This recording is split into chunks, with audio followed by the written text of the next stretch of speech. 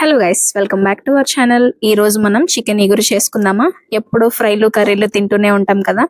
So రెసిపీలోకి వెళ్ళినట్లయితే first of all stove మీద కడాయి పెట్టేసుకొని ఒక 2 టేబుల్ స్పూన్లు ఆయిల్ వేసేసుకున్న తర్వాత ఆయిల్ హీట్ ఎక్కిన తర్వాత లవంగా చెక్క వేసేసుకొని ఒక మీడియం సైజ్ ఉల్లిపాయలు ఒక 2-3 వేసుకోండి. కట్ చేసుకొని వేసేసుకోవాలి. అవి బాగా ఫ్రై చేసుకోవాలి. నెక్స్ట్ పచ్చిమిర్చి చీలికలు వేసుకొని అల్లం వెల్లుల్లి పేస్ట్ కూడా వేసుకొని పచ్చివాసన పోయే వరకు బాగా ఫ్రై చేసుకోవాలి. సో ఉల్లిపాయలు ఎంత ఉంటే ఇగురులోకి అంత మంచి టేస్ట్ అన్నమాట. తర్వాత ఒక 2 రెమ్మలు పుదీనా వేసుకున్నాము. తర్వాత చికెన్ ని చక్కగా కడిగేసి పక్కన పెట్టేసుకోవాలి.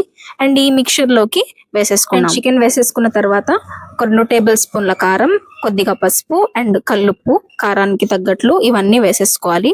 సో మూత పెట్టి చికెన్ ని కుక్ అవ్వనివ్వాలి. సో ఇది కుక్ అయ్యే లోపు మనం దీనిలోకి స్పెషల్ మసాలా తయారు చేస్తున్నాం అనమాట. సో ఎండు కొబ్బరి ముక్కలు వేసేసుకొని మిక్సర్ జార్ లోకి చెక్క, లవంగాలు ఒక 2-3, స్టోన్ ఫ్లవర్ అంటే అనాస పువ్వు వేసుకొని, ఇలాచి అండ్ ధనియాలు వేసేసుకొని ఇది పౌడర్ లాగా చేసేసుకోవాలి.